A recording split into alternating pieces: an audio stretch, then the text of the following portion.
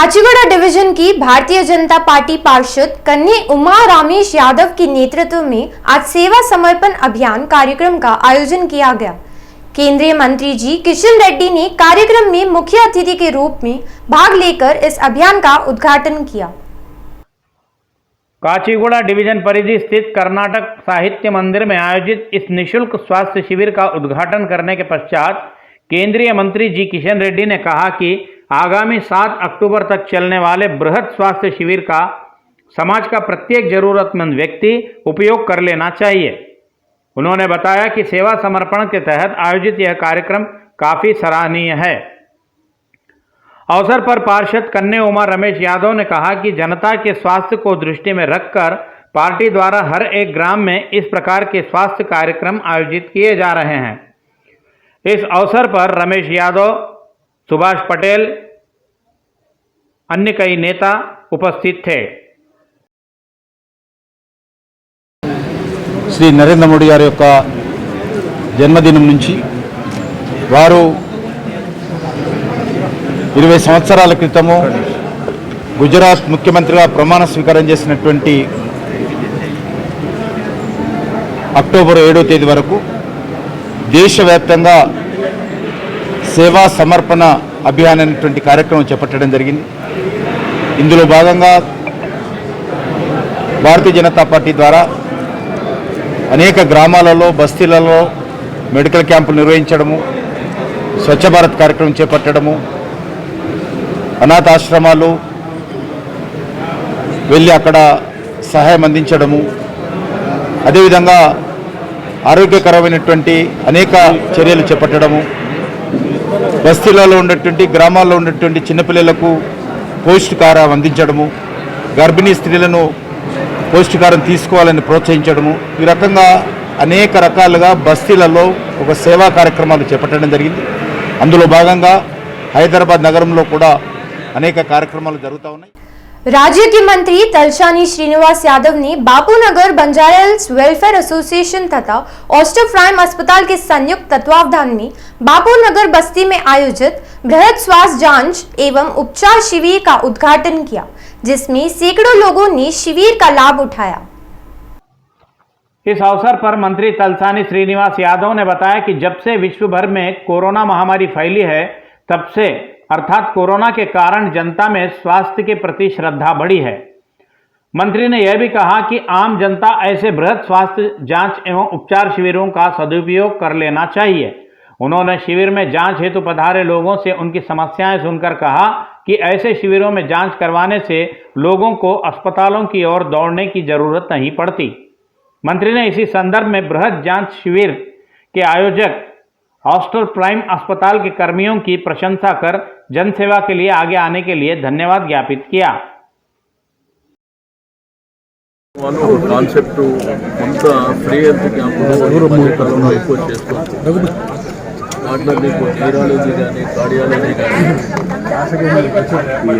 ENT కానీ, అంటే నార్మల్గా ఏంటంటే పబ్లిక్ లైఫ్ లోపల సరే ఎంత బిజీ షెడ్యూల్ ఉన్నప్పటికీ హెల్త్ అనేది చాలా ఇంపార్టెంట్ కాబట్టి కొంతమంది నెగ్లెక్ట్ కూడా చేస్తారు। చాలామంది హాస్పిటల్ పోవాలి, డాక్టర్ చూపించాలంటే ఏదో ట్యాబ్లెట్తో తక్కువ అవుతుందని రకరకాలుగా కొంత నెగ్లెక్ట్ చేస్తారు।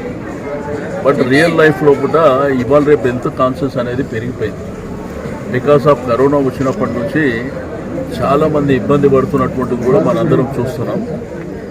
అయితే ఈరోజు ప్రైమ్ హాస్పిటల్ ఆధ్వర్యంలో కొంత పూర్ పీపుల్ ఏవైతే స్లమ్ ఏరియాస్ ఉన్నాయి, లేకపోతే మిడిల్ క్లాస్ ఫ్యామిలీలో ఉన్నటువంటి దగ్గర వాళ్ళు ఫ్రీ హెల్త్ చెకప్లు ఏర్పాటు చేయడం, రెండోది పేషెంట్కు ఏదైనా ఇబ్బంది ఉన్నా కానీ వాళ్ళు కొంత ఫీజు కూడా కన్సెషన్ చేసి ఇవ్వడం అనేది శుభ పరిణామం।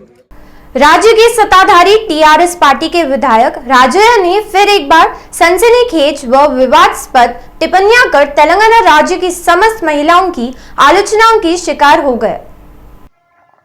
सत्ताधारी टीआरएस पार्टी के विधायक राजैया सदैव अपने बयानों तथा टिप्पणियों को लेकर सुर्खियों में बने रहते हैं। फिर एक बार उन्होंने अति प्रसन्नता, अति उत्साह तथा मौका मिल गया कहकर विवादास्पद टिप्पणी की है। लिंगाला घनापुर में बतुकम्मा साड़ियों के वितरण का कार्यक्रम आयोजित किया गया, जिसमें विधायक राजैया भी शामिल हुए। इसी संदर्भ में उन्होंने वहां उपस्थितों को संबोधित करते हुए कहा कि मुख्यमंत्री केसीआर महिलाओं को नई साड़ियां दिलाकर दादी के लिए दादा, नानी के लिए नाना और पत्नियों के लिए पति बनते जा रहे हैं। वहां उपस्थित लोग विधायक राजैया के श्रीमुख से यह टिप्पणी सुनकर निर्वाक होकर रह गए। विधायक राजैया द्वारा की गई टिप्पणियों को लेकर महिलाएं काफ़ी नाराजगी और असहनता व्यक्त करते हुए उनका विरोध प्रकट किया। विधायक राजैया की इस नासमझ टिप्पणियों से महिलाओं में रोष फैला हुआ है। कुछ महिला संगठनों ने भी राजैया के इन टिप्पणियों की कड़े शब्दों में निंदा की है। కొత్త బట్టలు కానిపైన తల్లికి బాలింత చీరలని కొత్త చీరలు సపర్లు కొట్టండి. అయ్యమ్మలు చెప్తలేరు, మొగలు తీసుకొత్తలేరు, అత్తమామలు తీసుకొత్తలేరు.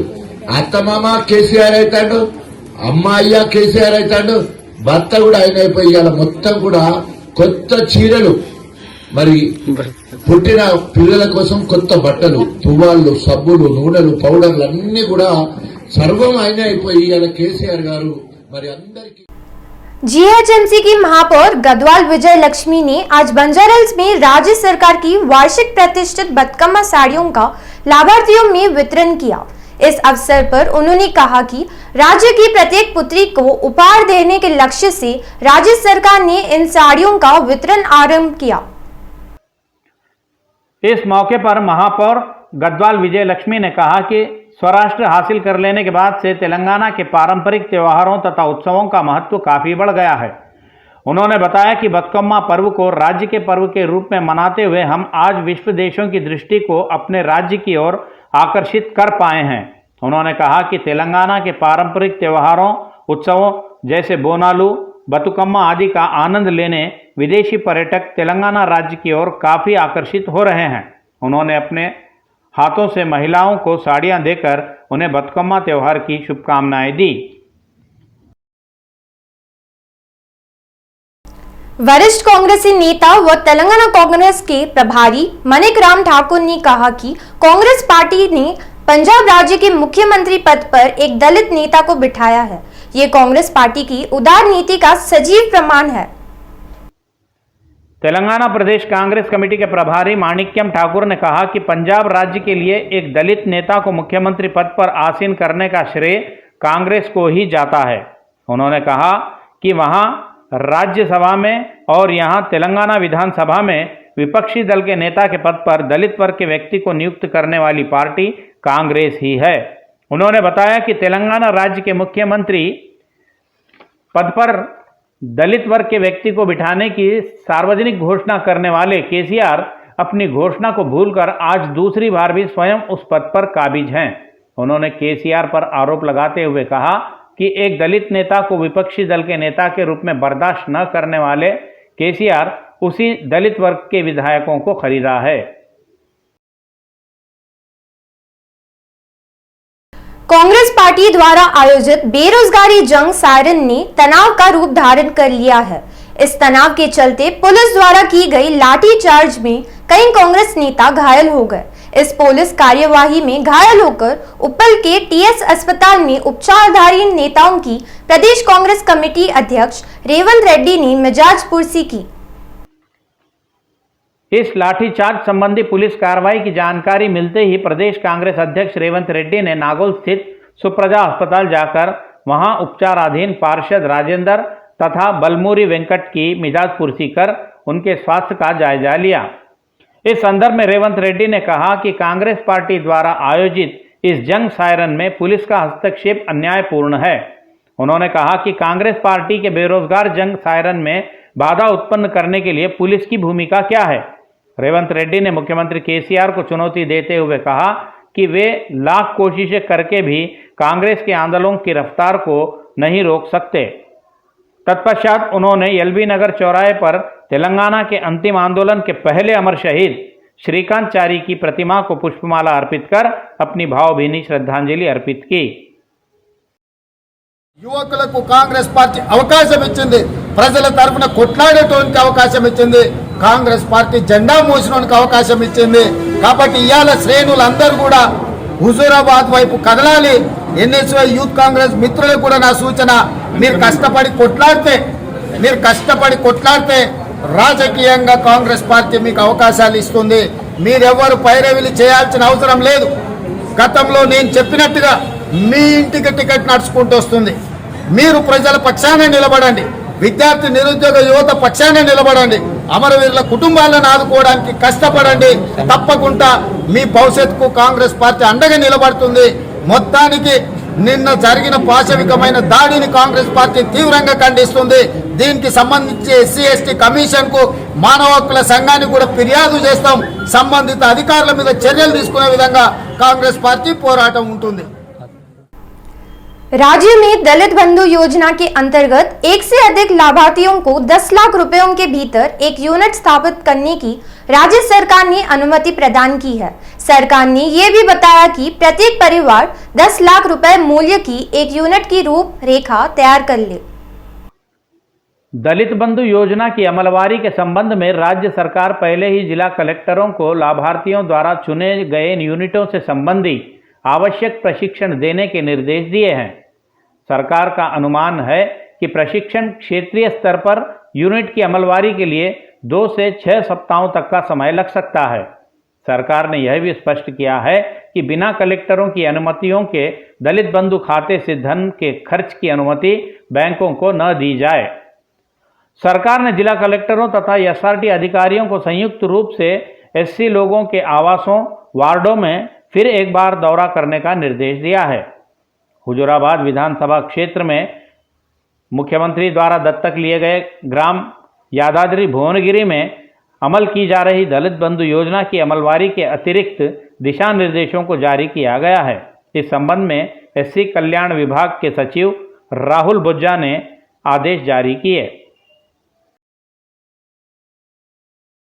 भारतीय जनता पार्टी ने हुजूराबाद उपचुनावों के लिए अपनी पार्टी के उम्मीदवार के नाम की घोषणा की। पार्टी ने ईटेला राजेंद्र की पार्टी प्रत्याशी के रूप में पुष्टि की है। भारतीय जनता पार्टी आला कमान ने इस संबंध में आधिकारिक सूचना जारी की है, जिससे ईटेला राजेंद्र के नामांकन पत्र दाखिल करने का रास्ता साफ हो गया है। यहां पार्टी आला कमान द्वारा ईटेला राजेंद्र के नाम की हुजूराबाद उपचुनाव के प्रत्याशी के रूप में घोषणा करने के पूर्व से ही वे जनता के क्षेत्र में अपने प्रचार में मग्न हैं। इतना ही नहीं, ईटेला राजेंद्र ने कुछ दिनों तक पदयात्राएं भी किए हैं। ज्ञातव्य है कि राज्य की सत्ताधारी टीआरएस पार्टी ने काफी दिन पूर्व ही अपने प्रत्याशी के नाम की घोषणा की थी और उन्होंने नामांकन के पहले दिन ही अपना नामांकन पत्र भी 2 सेटों में दाखिल किया था। इसी प्रकार शनिवार को ही कांग्रेस पार्टी ने अपनी पार्टी के प्रत्याशी के रूप में बलमूर वेंकट के नाम की घोषणा की। कांग्रेस ने अपनी पार्टी के विद्यार्थी संघ के नेता को प्रत्याशी बनाया है।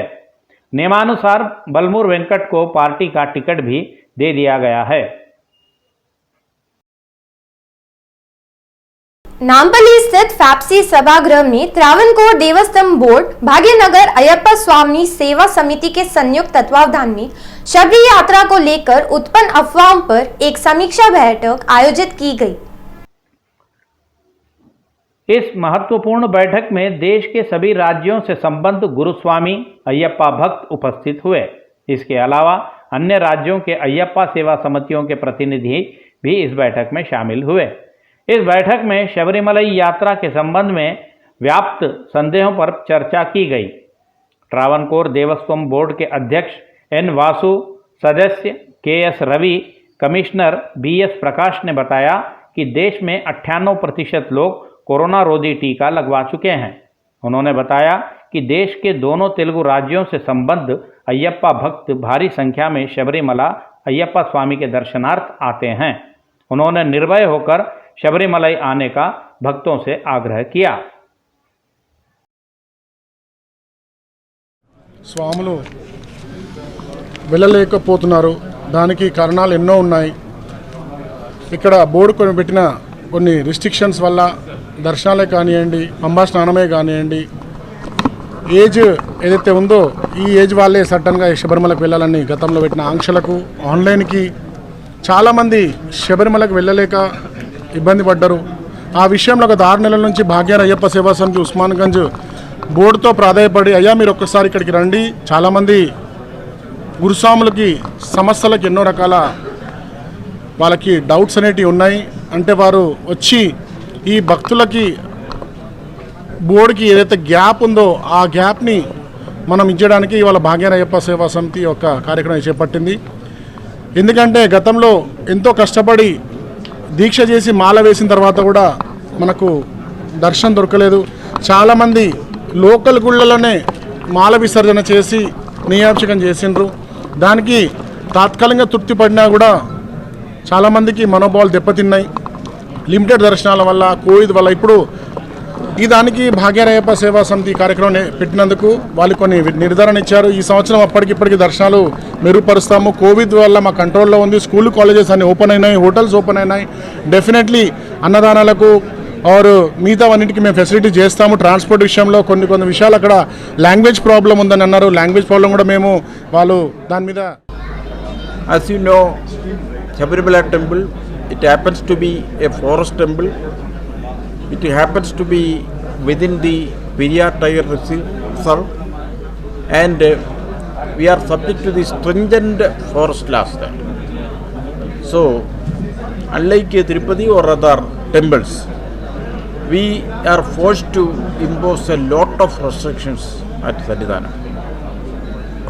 You know that from Pamba to Sannidhanam, devotees have to walk some 4.5 kilometers.